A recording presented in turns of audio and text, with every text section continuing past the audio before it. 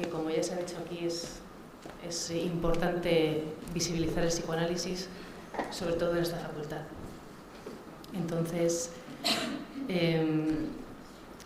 para nosotros ha sido muy importante tener la posibilidad de seguir formándonos con calidad y con rigor en esta disciplina, que de otra manera no habría sido posible. Esta mesa abordará las aportaciones del psicoanálisis a la clínica actual, poniendo en evidencia la realidad que se vive en hospitales y centros de día, así como los posibles efectos de las redes sociales en nuestros vínculos. Solo recordaros que cada ponente tendrá 20 minutos para desarrollar su exposición y os rogamos que os ciñáis al tiempo para dar margen a las preguntas del final. Y vamos a empezar con Martina Bourdet, que es psicoanalista, miembro de la Asociación Psicoanalítica de Madrid y de la Asociación Psicoanalítica de París. Actualmente forma parte de la Junta Directiva de la Federación Europea de Psicoanálisis y su ponencia se titula Amor, ¿me amas o me follow? Un libro que ha escrito y que ya ha presentado en varias emisoras de la radio y de la televisión. Cuando quieras.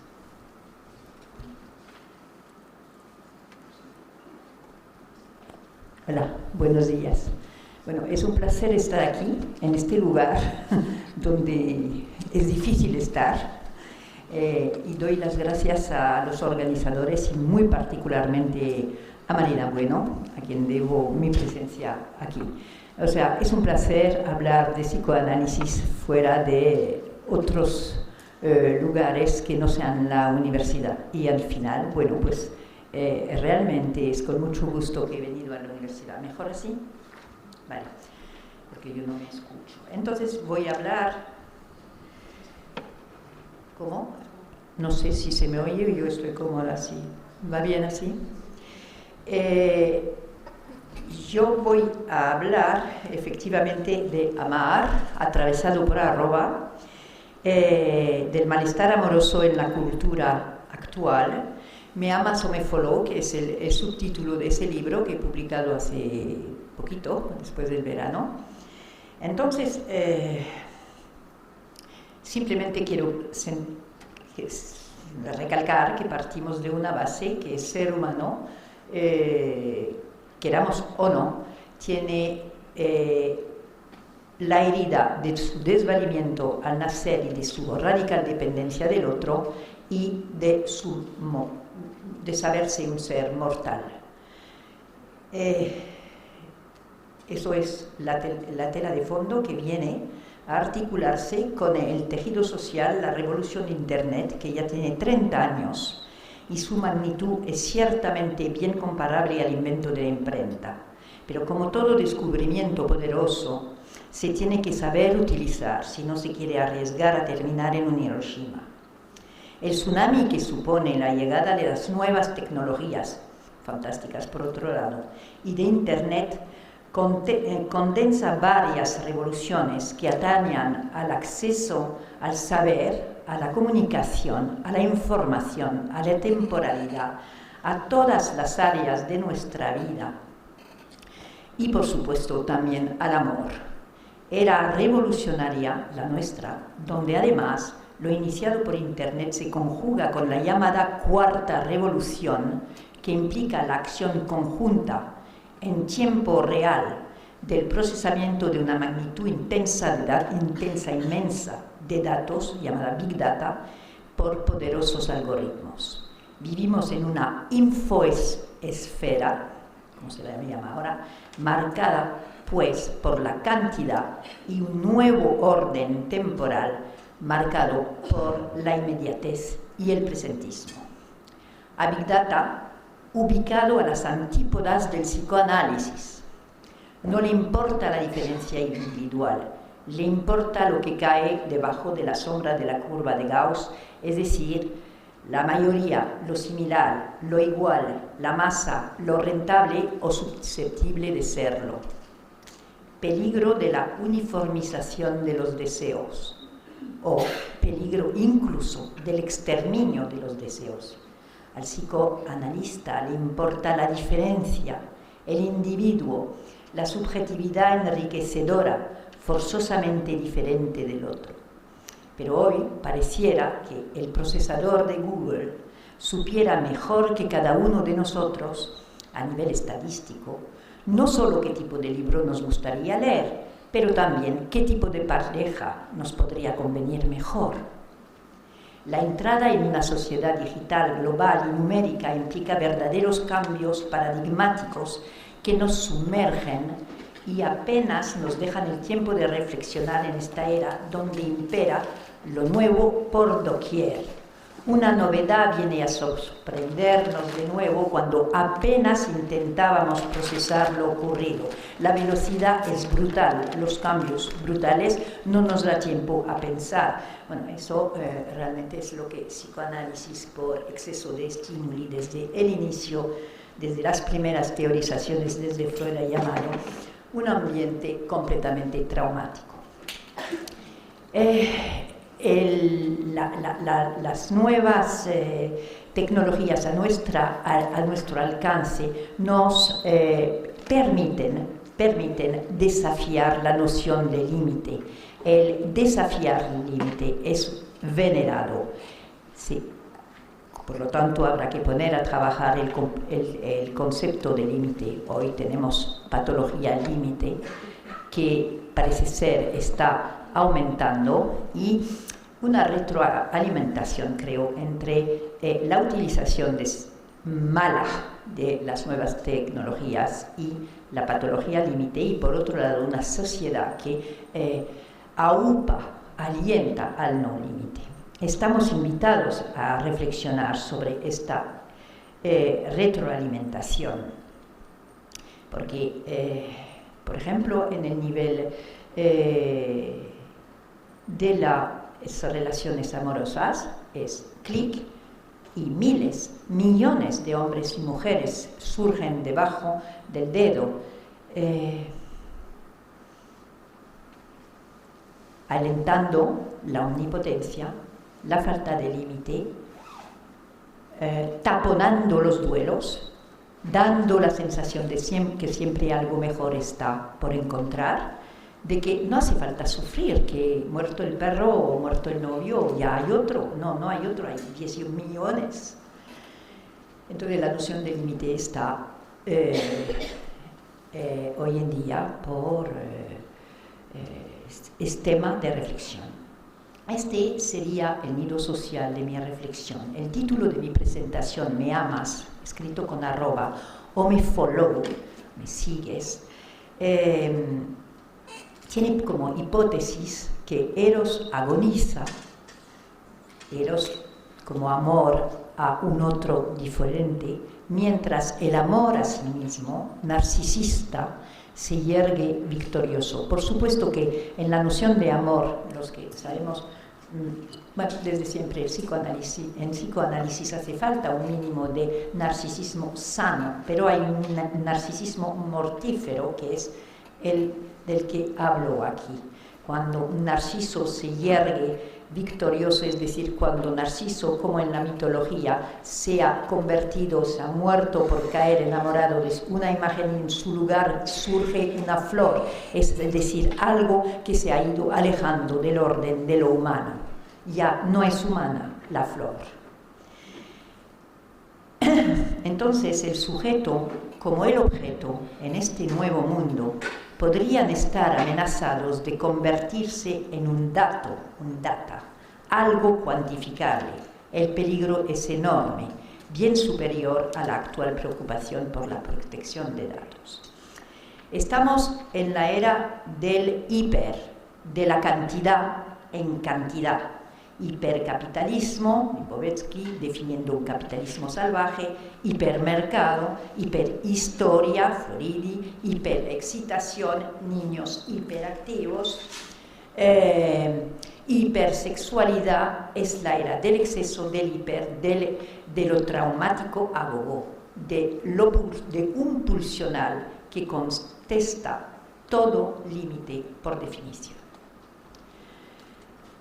Entonces, en este mundo, el amar según el modelo del por qué eras tú y por qué era yo, como escribía Montaigne a la Boétie, dista mucho del nuevo orden amoroso. Entonces, ¿qué ocurre cuando amar se viste de arroba? El injerto simbólico de arroba, at, en la vida amorosa, tal como lo escribí, es el símbolo de la articulación entre la subjetividad, la vida interna del sujeto y la realidad social. Siempre la psicología ha sido también una psicología social. Y sus consecuencias. Arroba, at, significa enviado a otro lugar, al servidor, a la nube. El injerto de arroba en la palabra amor me parece dar cuenta con creatividad lingüística del nuevo orden amoroso vaciado en parte o en totalidad de su sentido amoroso. Por supuesto que quedarán partes sanas del amor, evidentemente. Me dedico en mi análisis en la parte los peligros, alerto sobre los peligros que podemos encontrar. Arroba es también, fíjense, una unidad de medida, tanto en el castellano antiguo, proveniente del árabe, como en un texto italiano del medievo. Entonces, podría servir mi propósito en cuanto que algo que implica arroba, que viene a implicar algo mercantilizado. No les digo nada del perfil que aquí, bueno, yo empecé a escribir el libro, abro paréntesis, por la cantidad de aplicaciones que tenían mis pacientes. Todo el mundo estaba metido en una aplicación de tipo amoroso. Entonces, que los perfiles que te vienen dados son perfiles que están, no nos olvidemos, procesados por poderosos algoritmos. La noción de amor en psicoanálisis atraviesa toda la obra freudiana, sin estar específicamente teorizada. Se ama al primer objeto, al primer otro, que es la madre, que da satisfacción, y se la odia de lo contrario. En la adolescencia, como ustedes saben, se opera un cambio vital y se desarrolla la sexualidad adulta. Lo que enfatizo en el presente ensayo es lo que yo he venido a llamar historias corrientes, es decir, casos donde precisamente la dificultad consiste en no poder amar. Y como bien decía Freud, si uno no puede amar, forzosamente caerá enfermo. El punto común en los casos que podría presentar, pero que no me da tiempo a evocar aquí, aluden a ese nuevo orden amoroso donde el otro del contacto amoroso, la otra persona, lo llamo el otro, pero se ha tornado sustituible, intercambiable, como si de una mercancía desechable se tratara. Amenaza con convertirse en un data. El amor se vacía de su contenido emocional y se reduce muy a menudo en una actividad sexual. Eso es el hilo rojo de mi propósito. Hay un deslizamiento hoy en día, que no solamente subrayamos nosotros, sino que desde la filosofía, la sociología, etc., de la relación a la conexión. Manadas de solos, de soledades, andan conectadas. Deslizamiento del deseo hacia un otro con sus peculiaridades a la oferta de todos para todos, equivalentes a menudo entre sí. Eros se va muriendo, Narciso se yergue triunfante cantando a todo pulmón, exhibiéndose, hambriento de likes como nueva moneda amorosa en vigor. Lo que se busca hoy no es que te quieran, es que gustes, gustar. Uno se puede angustiar si no tiene el like y si no es seguido. No voy a hablar de introducción al narcisismo porque todos lo saben o lo conocen. Cuando efectivamente, aquí me repito, me refiero no a un narcisismo estructurante de vida, sino a sus derivaciones negativas. Entonces, en la era de Narciso, o de un auge, un aumento del narcisismo, en la era del selfie, se dice adiós al otro diferente. Yo me amo a mí, tú te amas a ti, y hoy en día es así como nos amamos. Eso es lo que dice una canción de rap titulada Carmen de Stromae. La imagen en este contexto adquiere un valor nunca antes conocido. Hoy es hago un selfie, luego existo, como lo decía Elsa Godard parafraseando a Descartes. Una imagen no cualquiera, es una imagen que es un reflejo de sí mismo, de un doble, una imagen retocada, hambrienta de like. Parece decir, sígueme, mándame likes, para obtenerlos haré lo que sea. Aquí tienen de este tiempo atrás que haya una avalancha de lo banal, porque todos los días hay que mostrar algo especial, y algo especial todos los días pues no hay. Scorsese en su discurso en la ceremonia de los premios Príncipe de Asturias se decía muy preocupado por la magnitud de imágenes banales. Otro punto, que ya he dicho pero sobre el que insisto, es que soplan absolutamente vientos de excitación excesiva y por lo tanto traumática. El otro de la relación se ha vuelto sin calidad. Hago un inciso, hoy en día tenemos acceso peligrosamente a lo que se llama, es una cosa muy novedosa, que se llama el free porn, que está absolutamente fuera de control, solamente necesita una webcam y se puede poner en la red, y lo lamentable es que se debe de saber que los niños aprenden de la sexualidad entre 10 y 12 años a través de esa vía, y que luego pasan a tener algo materializado, sexual, amoroso sexual. Bueno, me dijeron los niños a los que hablé, los adolescentes con los que hablé hace poco, que dije a los 13, 14, y me dijo, antes, señora, antes. Bueno, tenemos el riesgo, el amor como lo entiende el psicoanálisis, como conjunto de afecto y de sexualidad, la psicosexualidad en el sentido psicoanalítico, está fracturándose. Por un lado tenemos el afecto, por otro lado tenemos un sexo a secas, un sexo como proeza, un sexo como proeza deportiva, y incluso tenemos un amor nuevo al objeto en sí, al gadget, al iPhone, al iPad. Un sexo online. Habría mucho que decir, pero como no me puedo alargar demasiado,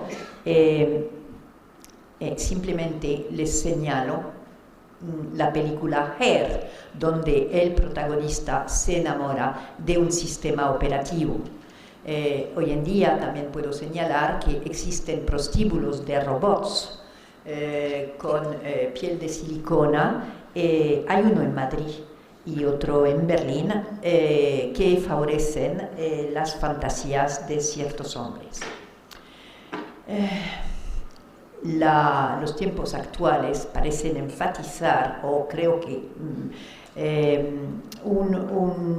unas sexualidades que serían más exhibicionistas, más voyeuristas, existe además desde la sociedad un alentamiento social que vino inicialmente desde la Silicon Valley, a que cada uno se produzca, se crea a sí mismo. ¿Qué ocurre? Que en psicoanálisis normalmente uno es el producto de lo que han podido ser sus padres, su historia, su infancia, pero ahora hay una corriente que dice que cada uno puede ser su propio héroe, con lo cual hay que sacar al otro, se reivindica uno como que se ha autocreado y se crea de cualquier manera, se crea mostrando, por ejemplo, su intimidad, una manera de crearse, se crea mostrándose en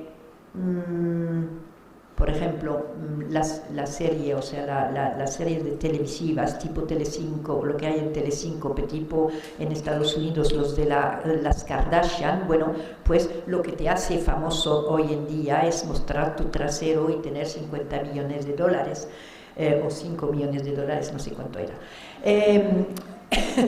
Quiero decir que se intenta cortarse de los orígenes de cada uno, o se exhibe también lo traumático de cada uno. Por ejemplo, 50 sombras de Grey exhibe un pobre hombre que ha tenido un problema en la infancia, dicen. Entonces se muestra algo traumático, algo penoso de la historia para llamar la atención.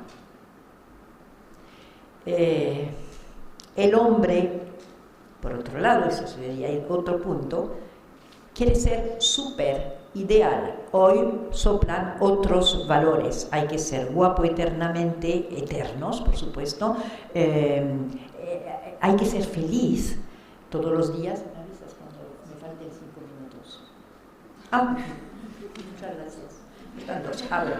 Entonces, como me faltan 2 minutos, en 2 minutos voy a decir lo que me parece importante. Y lo que me parece importante aquí en ese lugar es poder, y me siento muy orgullosa de ello, sentirme paradójicamente revolucionaria, y creo que vosotros también, cuando en la era del solucionismo, de la inmediatez, de los ideales de grandeza, de todos identificados con Superman o similar, yo vengo a abogar por mi ciencia humana, el psicoanálisis, más valioso que nunca, en el caso por caso, en el individuo y su estudio de uno en uno, y en la aceptación del límite de cada uno, de su fragilidad,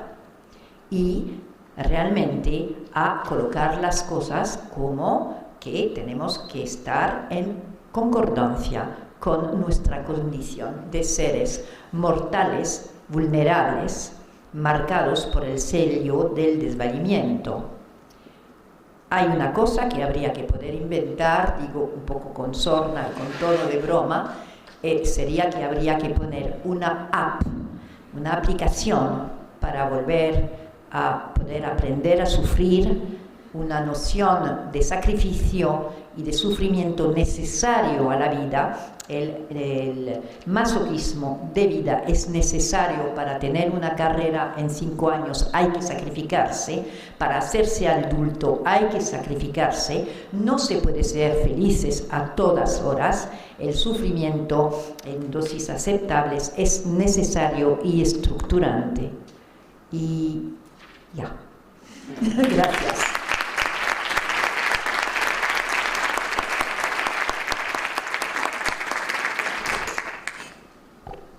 Muchas gracias, Martina, por tu exposición, por la importante alerta, ¿no?, que haces acerca de las posibles consecuencias que pueden tener el uso de las redes sociales y cómo éstas uniformizan a todos, nos convierten en objetos, a todos equivalentes, intercambiables, y que de alguna manera aniquilan la subjetividad, ¿no?